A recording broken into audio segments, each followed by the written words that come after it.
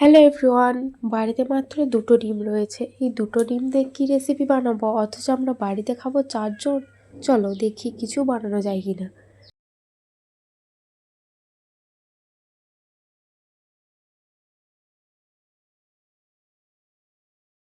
এখানে দুটো আলু নিয়েছি, দুটো আলুর খোসাগুলো প্রথমে ছাড়িয়ে নেব। আমি এখানে দুটো আলু নিয়েছি, আপনারা চাইলে যেরকম মেম্বার বাড়িতে সেরকম মতো আলু নিতে পারেন। আমাদের মধ্যবিত্ত পরিবারে সবসময় সব রকম সব সবজি নাও থাকতে পারে, কিন্তু বাড়িতে থাকা কয়েকটা কিছু উপকরণ দিয়ে বাড়ির সবাই মিলে মজার সাথে আনন্দ করে খান।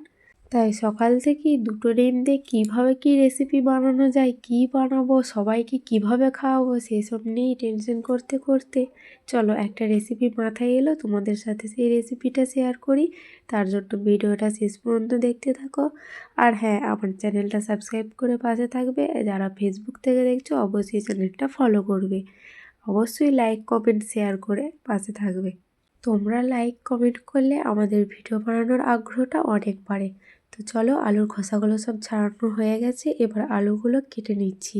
কীরকম সাইজের কেটে নিচ্ছি সেটা তোমরা দেখতে থাকো, দেখলেই বুঝতে পারবে আলুর সাইজটা কীরকম করে নিয়েছি। এই ডিম আলু রেসিপিটা খেতে জাস্ট ইয়াম্মি হয়েছিল। বাড়ির সবাই মজার সাথে আনন্দ করে রেসিপিটা উপভোগ করেছিল। তো তোমরা চাইলে বাড়িতে অবশ্যই ট্রাই করুন, বা অথবা আজই ট্রাই করে দেখুন আর বাড়ির সকলকে খাওয়ান, দেখুন সবার মন পেয়ে যাবেন। বিশেষ করে শাশুড়ির মন তো আগে পাবেন, যেহেতু দুটো ডিম দিয়ে বাড়ির সকলকে খাওয়াচ্ছেন, শাশুড়ির মনটা আগে পাবেন, এটা আমি 100% গ্যারান্টি দিয়ে বলতে পারি।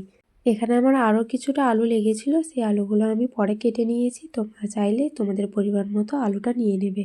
তো চলো, এখানে সব আলুগুলো কিভাবে কেটে নিচ্ছি দেখে নাও, আলুর সাইজটাও কীরকম করেছি দেখে নাও।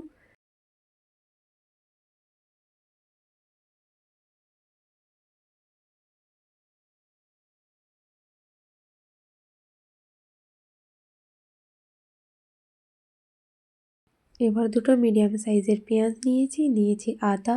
এবার পেঁয়াজগুলোর খোসাগুলো ছাড়িয়ে পেঁয়াজগুলো টুকরো টুকরো করে কেটে নেব, আর আদার খোসাটাও ছাড়িয়ে নেব। আর নিয়েছি 1 কোয়া রসুন, মিডিয়াম সাইজের।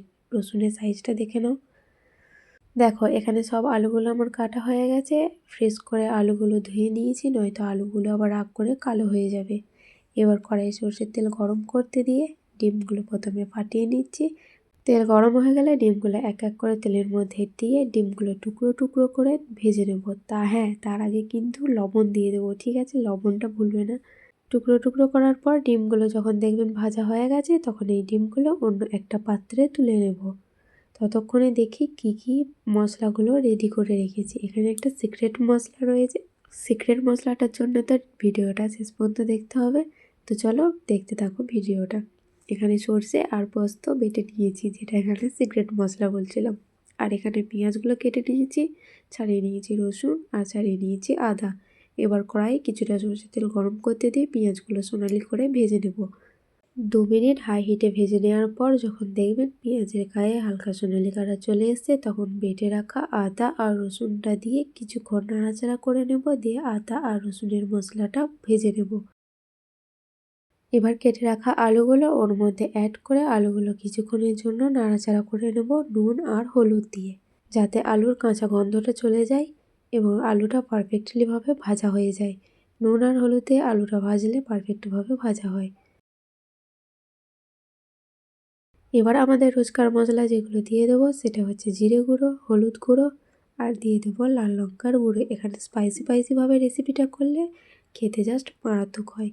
তো চলো, এই গুঁড়ো মশলাগুলো দিয়ে কিছুক্ষণ নাড়াচাড়া করে নিয়েছি, যাতে আলু আর মশলাটা খুব ভালোভাবে মিক্সড হয়ে যায়। এবার বেটে রাখা সর্ষে পোস্তটা দিয়ে কিছুক্ষণ নাড়াচাড়া করে নিচ্ছি।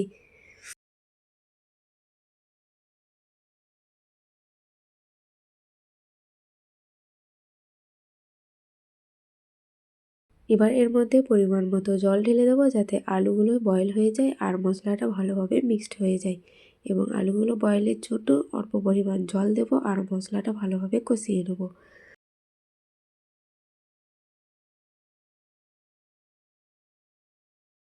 মশলা কষানোর পর পরিমাণ মতো জল দিয়ে দেবো আলুগুলো পারফেক্টলিভাবে বয়েল হওয়ার জন্য। যখন দেখবেন আলুগুলো 10 মিনিট ফুটে যাওয়ার পর 80%-এর মতো বয়েল হয়ে গেছে, তখন ভেজে রাখা ডিমগুলো দিয়ে নামিয়ে নেবো। ব্যাস, তাহলেই রেডি এই রেসিপিটা অসাধারণ স্বাদ। তো তো এই ছিল আজকের আমার রেসিপি। তোমাদের কেমন লাগলো আমাদেরকে কমেন্ট করে জানাবে। এরপর কি রেসিপি দেখতে চাও সেটাও আমাকে জানাবে।